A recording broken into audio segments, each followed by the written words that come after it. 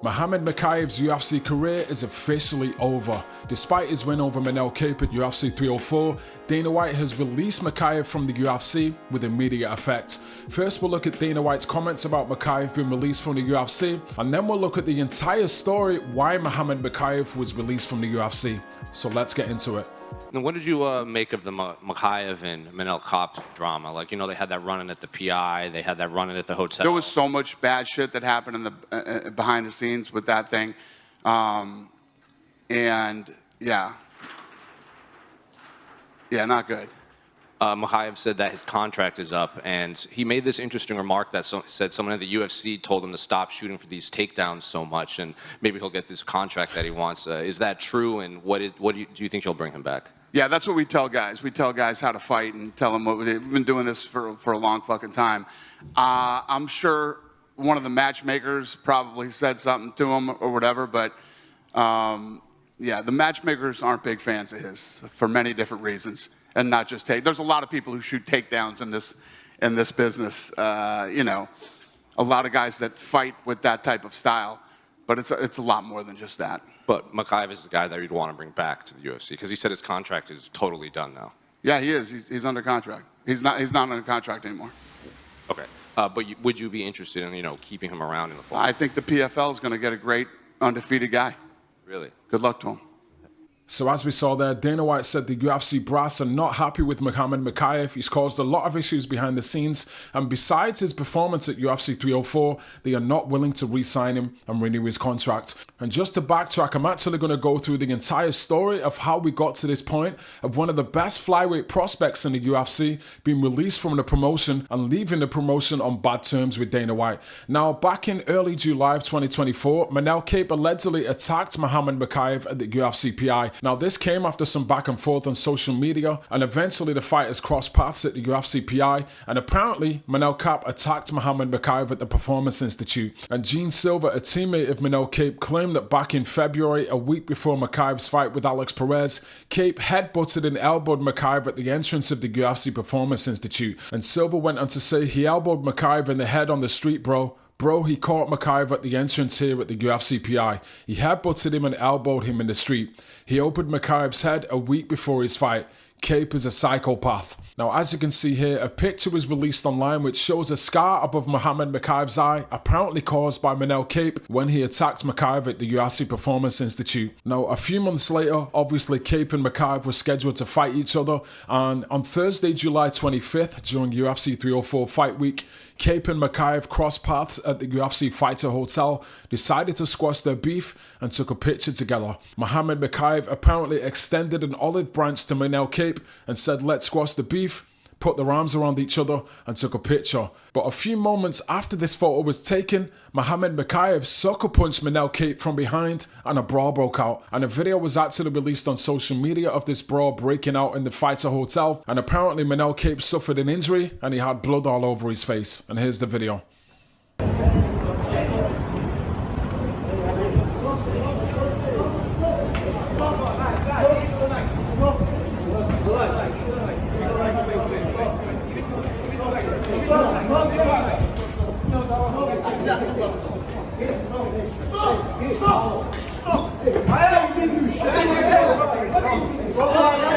Now, after this brawl broke out, Manel Kape reacted on social media saying, "What kind of Muslim are you? You gave me salam, asked me to take a picture, and then tried to punch me in the betrayal. I can see now you are not a child of Dagestan. Because they are created men, you are just a poor bastard raised on a low income in Manchester without honor and principles. When I hit you in Vegas, I went alone and told you to be ready. I don't hit men with their guard down or distracted or on the back. I thought everything was solved. But now the carnage will continue. Shaitan." And shaitan is actually a word used in Islam to describe the devil. And then Kape followed up with this picture showing Muhammad Mokaev with a scar above his eye, which was apparently caused by Kape at the UFC PI. Kape went on to say, "My bits forever, the deserter's mark. You will dream of me every time you look in the mirror. Falsehood, scrotum, they are in your vein, in your blood, in your DNA. Saturday, you're going to sleep, bastard." And then Muhammad Mokaev responded and posted this picture of Manel Kape on the floor after the brawl at the Fighter Hotel. And in the caption he says, "Help,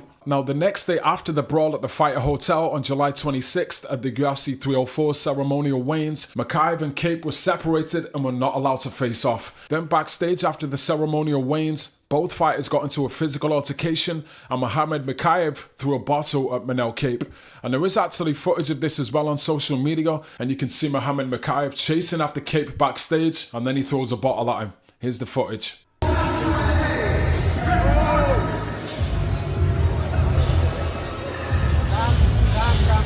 Calm down. Calm down.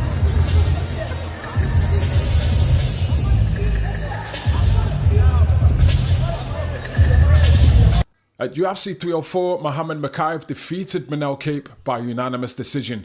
Now, despite his win, Dana White and the UFC matchmakers were not satisfied with his performance and decided not to re-sign him to the UFC. And at the post-fight press conference, Muhammad Mokaev admitted to sucker punching Cape and explained why. Mokaev also revealed that before UFC 304, the UFC matchmakers said they weren't sure about renewing his contract because he wrestles too much. Mohamed, there was massive, just over here, yeah. There was massive bad blood in heading into this fight between you and Cap. What was this week like for you? And can you just explain those run-ins that you had with him this week? How did that all happen? You know, this fight was important to me. 5 days before my Alex Perez fight, I met with Manel. He headbutted me. If you watch my Alex Perez fight, I went fight with cut with like they stitch up my eyebrow. I went fight with Alex Perez. Everybody think I was boring wrestler, but I was shooting on my knees to open my cut, and nobody knew this. So we sorted. We shook hands with Manel, and in one of the whoever asked me about Las Vegas, I said it was between me and Cape stays in Vegas, and in the interview he said once he comes to Manchester, he gonna do it second time. So I couldn't come close to him in the hotel, so I told him, let's come take picture. And once he came, I dropped him, and I had to do it because I'm not somebody I'm not Alex Perez. I'm not other guys who somebody can bully me. I come from the roof background. Like my life was tough, and I give no shit to anyone to bully me, you know. So as Mokaev said there, he couldn't get close enough to Manel Cape in the Fighter Hotel, so he tricked him by saying, let's take a picture together.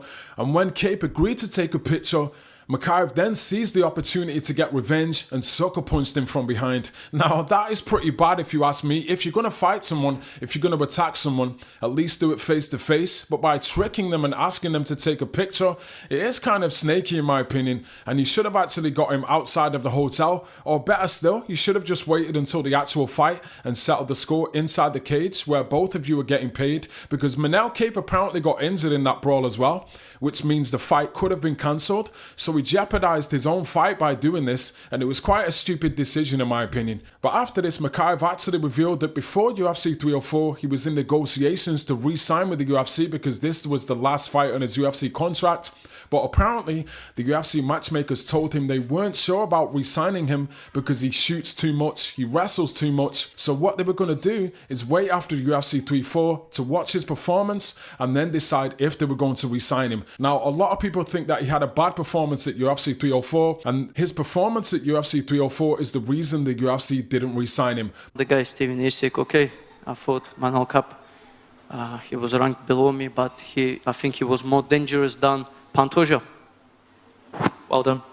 Thank you. Mokaev, in front. Did they try to give you a new contract before this fight? They said they're gonna see how I perform. They don't want to see me keep shooting and taking somebody down, but I've done what I could do with like tonight, yeah. They said they didn't like you shooting in there? Is that what they said?